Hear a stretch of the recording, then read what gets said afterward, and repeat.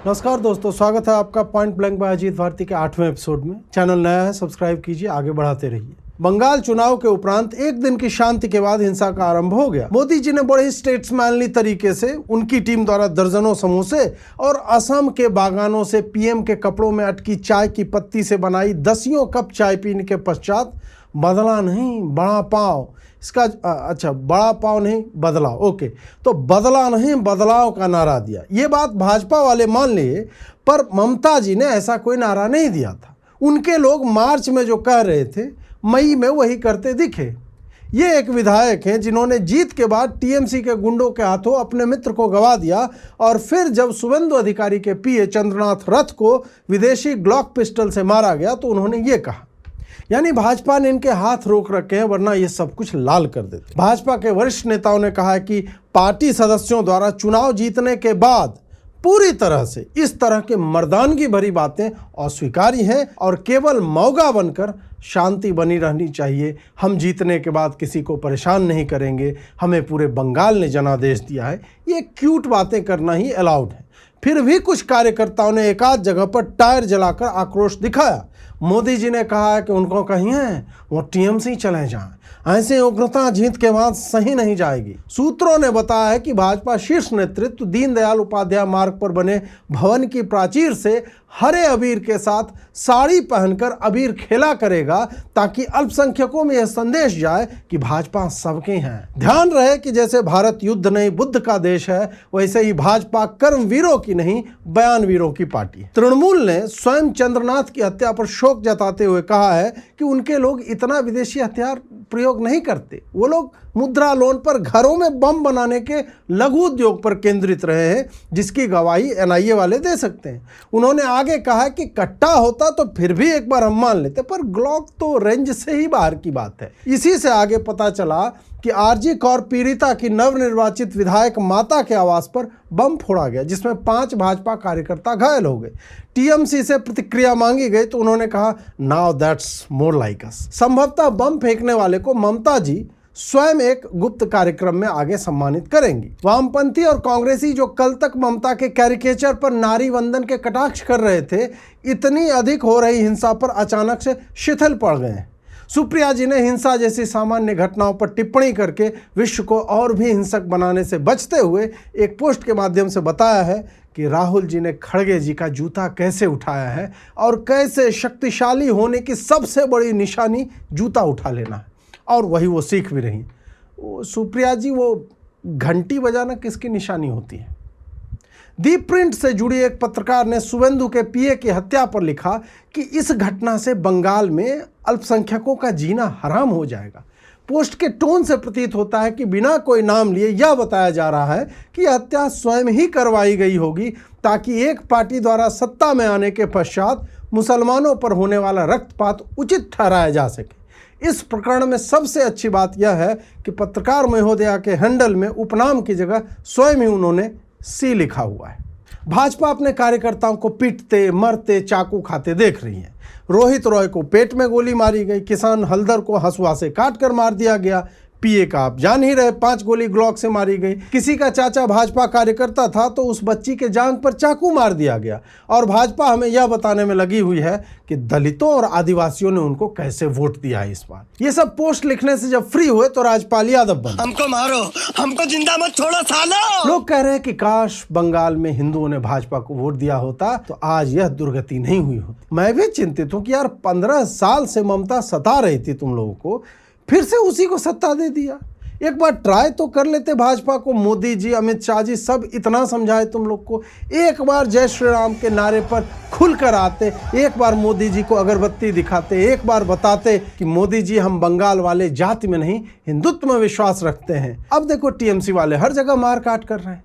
मोदी जी को 206 या 7 सीट दे देते तो मोदी जी दहाड़ कर नरसिम्हा बनते और टीएमसी को जांग पर रखकर चून चून कर फाड़ देते। इधर भाजपा विक्टिम कार्ड निकालकर स्वाइप कर रही है और उधर इनका छात्र संघ कह रहा है कि उनको यूनिवर्सिटी में पीट दिया। फटे सर, पट्टियां, हॉस्पिटल के बेड से दुखी करने वाली फोटो दिखाई जा रही है।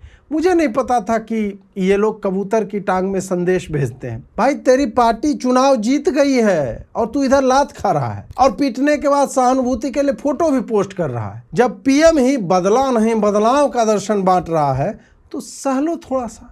अरे एक आध मर जाएंगे तो मोदी जी गणतंत्र दिवस पर मिलने बुलाएंगे दिल्ली। केवल पिट रहे हो तो पार्टी को क्या दे करके जाओगे?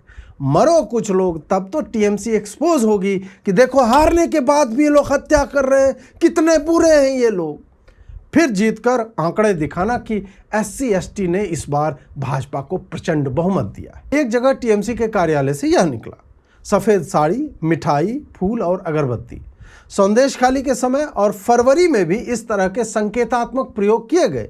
नहीं, ये सब साड़ियाँ ममता दीदी की नहीं है, वाइट लग रही है नहीं, ये भाजपा के उन कार्यकर्ताओं की पत्नियों के लिए हैं जिन्हें टीएमसी वाले उनके पतियों को मारकर विधवा बनाने के संदेश के साथ उनके घर पर भेजा करते थे। टीएमसी ने इस पर कहा है कि पार्टी तो भारत में जनसंख्या नियंत्रण करना चाह रही थी और इससे कई लघु उद्योग जैसे कि साड़ी वाले, फूल वाले, अगरबत्ती बनाने वाले के साथ साथ भाजपा कार्यकर्ताओं को मारने हेतु प्रयुक्त बम या हंसुआ, तलवार, गणासा आदि बनाने वाले MSME को भी काम मिलता रहता है।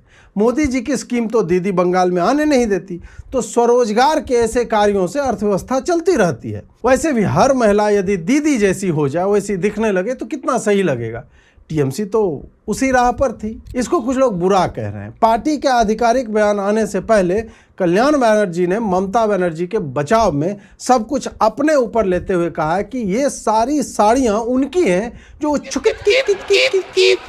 खेलने के लिए पहनते हैं और ये साड़ियाँ उन्हें किसी हीरानंदानी ने नहीं दी। ममता दीदी अभी भी अड़ी हुई हैं कि वो पद नहीं त्यागेंगी। उन्होंने कहा चाहे जो हो जाए वो लड़ेंगी और इसके लिए वो ICJ यानी इंटरनेशनल कोर्ट ऑफ जस्टिस, अंतर्राष्ट्रीय न्यायालय तक जाएंगे। क्या ममता दी आप भी मतलब दिल पर लिए बैठे? अरे हो गया, लोग आपके गाने गा रहे हैं, देखो मूड को। आप तो इतनी वाहियात चित्रकार हैं, इतना खराब गाती हैं, तो खाली समय मिला है थोड़ा अपने स्किल को सही कीजिए और फिर कॉन्सर्ट कीजिए। आपका ये गाना चार्टबस्टर बना हुआ है।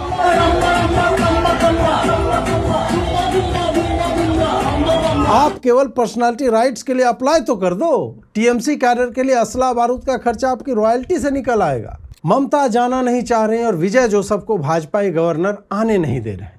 2 बार लौटा दिया कि जाओ पहले उस आदमी का साइन लेकर आओ जिसने मेरे हाथ पे ये लिख दिया, बहुमत नहीं तो सीएम नहीं बन सकते। विजय भाई BN राव जी को खोज रहे हैं कि संविधान में ये लिखना था कि जिसके पास सबसे अधिक सीट हो वो बन जाएगा सीएम। पर अजीत जी, संविधान तो अम्बेडकर जी, नहीं तू ये जोक नहीं समझेगा। विजय भाई पहले तो फोन से फोटो लेकर ट्रांसलेट करते देखे गए, फिर उन्होंने फोन पटक कर कहा silence, stop Hindi imposition, Hindi इल्लाई तमिल मट्टुम इताई तमिल सोलूंग्या। गवर्नर साहब ने कहा मला तमिल ये तो नहीं, फक्त मराठी बोला। इधर ये सब चल रहा था, उधर उनकी फैन आर्मी नेहरू स्टेडियम पहुंच गई कि अब लेंगे शपथ।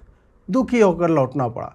लगता है गवर्नर लोग अजीत फडणवीस का जला विजय फूंक फूंक करके पी रहे हैं। जब ये सब चल रहा था तब अफवाह उड़ाई गई कि DMK और AIADMK का गठबंधन हो सकता है। स्टालिन भाई तुरंत अपना व्हाइट कॉलर को आयरन करने लगे। फिर किसी ने बताया कि आपको भी गवर्नर भगा देगा क्योंकि आपके भी टोटल नहीं हो रहे 118। ऐसे में कांग्रेस वाले स्वयं को गरियाते हुए दिख रहे हैं कि इतनी जल्दी धोखेबाजी नहीं करनी थी। सारा गणित लगाने के बाद लगता है कि भाजपा का एक विधायक जहां जाएगा उधर सरकार बन जाएगी। लगता है मोदी जी ने पर्सनली ले लिया कि इतना तमिल प्राचीनतम भाषा है किया, तमिल काशी समागम किया और ये 2.5-3% वोट पे ले आए ये लोग। अब अन्नामलाई के साथ आएंगे, फिर से चुनाव लड़ेंगे। वैसे भी भाजपा लड़चटाई प्रतियोगिता के मल्टीपल गोल्ड मेडलिस्ट मंडल भाई ने कहा है कि अब भाजपा दलितों की पार्टी बन गई है। बंगाल के बाद तमिलनाडु में तो बहुत दलित है, 3% सवर्ण है। अब हो सकता है जीत भी जाए। वियतनाम के राष्ट्रपति महोदय भारत आए, बहुत आशा से आए होंगे कि भारत जाऊंगा, मस्त खाना मिलेगा, क्विजीन फेमस है एकदम। उन्हें यहाँ विलायती गोभी कहकर ब्रोकली खिला दिया है, वो अभी हरे टमाटर सॉस में। मतलब कम्युनिस्ट राष्ट्राध्यक्ष को लाल नहीं हरा टमाटर। छोटा आलू ऐसे कह के खिलाया, पता नहीं मंगल द मार्शियन वाले से, मैट डेमन से मांग करके लाए हों और लिख दिया भटिंडे वाला आलू। ये कम पड़ रहा था तो उन्होंने बाजरे की खिचड़ी और खिला दी। इसी सब बकलोली के कारण विदेशी अतिथि होटल में रूम सर्विस से ऑर्डर करते पाए जाते हैं। फ्रेंच आदमी को ढोकला और व्हाइट पंपकिन खिला रहे थे। अरे भाई तू खा ले ना ये मटर वाले चावल और मसूर दाल की रोटी। दाल की दाल बनाना भाई, दाल की रोटी बना दे, रोटी का भात बना दे, टमाटर पकने से पहले तोड़कर उसकी चटनी बना ले। क्या चल रहा है ये? ऑस्ट्रेलिया में क्लाइमेट एक्टिविस्ट ने चर्च की घंटी को कुछ ऐसे बजाया। मुझे ऐसे प्रोटेस्ट पता नहीं क्यों अच्छे लगते। Meanwhile, नहीं, मेरा कंसर्न क्लाइमेट नहीं है, पर मुझे फ्रेंच फेमिनिस्ट महिलाएं और इनके जैसे ऐसे विरोध में सदैव भी अभिरुचि रही। मैं उसका स्टूडेंट हूँ। इन लोग को भारत में एस्ट्रोलॉजर या इतिहासकार बनने का ट्राई करना चाहिए। बहुत लोग देखते हैं इतिहास और एस्ट्रोलॉजी, पर हाँ थोड़ा पहले परिश्रम करना पड़ेगा सब्जेक्ट पर। आप लोग तो कुछ और ही समझ गए लगता है। योगी जी ने कहा कि भ्रष्टाचारी समाज को घुन की तरह खा रहे हैं, तो निकालिए उनको मुख्यमंत्री जी। आज तक तो सुना नहीं कोई निकाला गया हो। उल्टे यही देखा है कि जो युवराज की मौत पर जिम्मेदार थे उनको बढ़िया पोस्टिंग मिल गई। लाइट की स्थिति खराब है, नाले खुले पड़े हैं, कूड़ा सड़क पर हर दिन दोपहर तक पड़ा रहता है। कोई तो उत्तरदायी होगा, कोई तो भ्रष्टाचार कर रहा होगा। उधर अखिलेश जय हनुमान ज्ञान गुण सागर गा रहा है, इधर मंडल जातिवादी एजेंडा फैला रहा है। कहीं आपको ये लोग सब मिलकर डुबा न दें। देख लीजिए, अनंत सिंह को किसी पत्रकार ने पूछ दिया कि वो विधायक होकर मुजरा क्यों देख रहे हैं। सुनिए। माननीय है, आप विधायक हैं। तो माननीय के हम माननीय आदमी है कि जानवर है? बताइए ना। हमारा बाप नहीं है, बहन नहीं है, भाई नहीं है, मैंने हमारा कौन चीज है, दोस्त नहीं यार है। विधायक क्या होता है? जानवर होता है। आप ही बताइए, विधायक है तो क्या उनके हार्मोन्स का हारमोनियम बनाकर बेच लेगा? वो आदमी एंजॉय कर रहा है। इतनी समस्या है, सरकार मुजरा बंद करवा दे। ये कोई बात हुई? क्या करे, अदरक कूटने लगे पुरुष समाज। अरे थोड़ा नाच गाना देख लिया तो आप माननीय है, विधायक है। हद है यार। MIB ने TRP बताने को 4 और सप्ताह के लिए सस्पेंड कर दिया। मतलब टीवी चैनल TRP नहीं बता पाएंगे। ये सब उचित है कहीं से? अब कैसे हर टीवी चैनल स्वयं को नंबर 1 कहेगा? ब्रश करते देखा जाने वाला नंबर 1 चैनल, गाँव होते हुए सुना जाने वाला नंबर 1 चैनल, भक्त मादर जैसी गाली देकर बंद किया जाने वाला नंबर 1 चैनल, बिना आवाज ग्राफिक्स के देखे जाने वाला नंबर 1 चैनल, स्क्रीन पर बिना तेल के आग लगाने वाला नंबर 1 चैनल, और सरकार को तेल लगाने वाला नंबर 1 चैनल। लास्ट वाले में बहुत ज़्यादा कंपटीशन चल रहा है आजकल। आरफा जी ने द वायर के एक समाचार को शेयर करते हुए लिखा है कि मैं कमेंट नहीं करना चाहूँ। समाचार में बताया गया कि इस वर्ष हुए विधानसभा चुनाव में 104 मुस्लिम विधायक चुने गए, पर भाजपा से एक भी नहीं है। ये तो वही बात हुई कि मेरे शत्रु पड़ोसी ने 10 एकड़ जमीन खरीदी और मैं बावला हो जाऊं कि मेरे नाम से एक भी क्यों नहीं लिया। आरफा जी, आप तो वही हो ना जो समीकरण बता रही थी कि 27% मुस्लिम तो TMC के साथ है ही, कुछ हिंदुओं का वोट मिल जाए तो बेड़ा पार है ममता जी का। वैसे कोई ऐसा मुस्लिम बहुल क्षेत्र है जहां आपने किसी हिंदू को जिताया हो? जिस बहरामपुर से एक हिंदू कई बार सांसद रहा, वहां के लिए बहुत कुछ किया, उसे आपकी कौम ने टिश्यू की तरह यूज करके फेंक दिया, क्योंकि गुजरात का एक मुसलमान जिसका राजनीति से कोई लेना देना नहीं, उसे दीदी ने टिकट दे दिया और वो जीत गया। और फिर बेगैरती देखो इनकी कि जिस TMC ने इनके नेताओं को सब कुछ दिया, उसी के कैंडिडेट को तब हराया जब हुमायूं कबीर अपनी पार्टी बनाकर उसके अगेंस्ट लड़ गया। तो यह तो बताओ कि मुसलमान किसका लॉयल है और भाजपा से क्यों आशा है?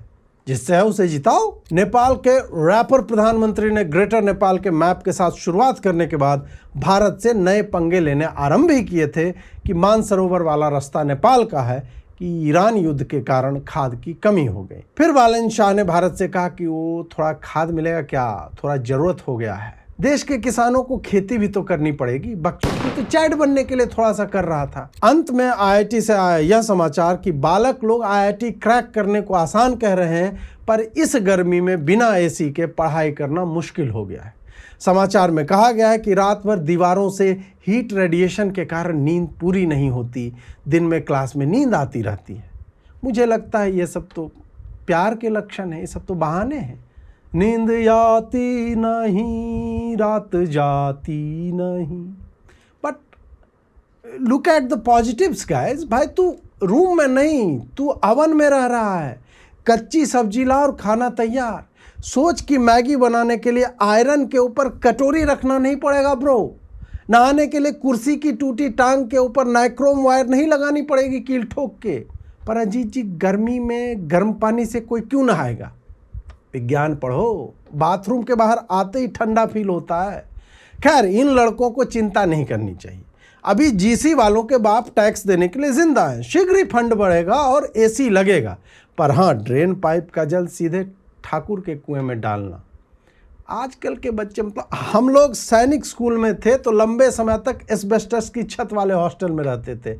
45 डिग्री पर हमें खौलता हुआ डिसइंफेक्टेड वाटर पीने का सुख मिलता था। हमने कभी कंप्लेन नहीं किया, हेल्थ बढ़िया हो रहा है। कभी नहीं कहा कि ये 1919 वाला पंखा जो है गर्म हवा नीचे क्यों फेंकता है। कैसा लगा आपको यह एपिसोड? हमारे नए चैनल को भी सब्सक्राइब कीजिए। शीघ्र ही पॉइंट ब्लैंक केवल वहीं दिखेगा। नमस्कार।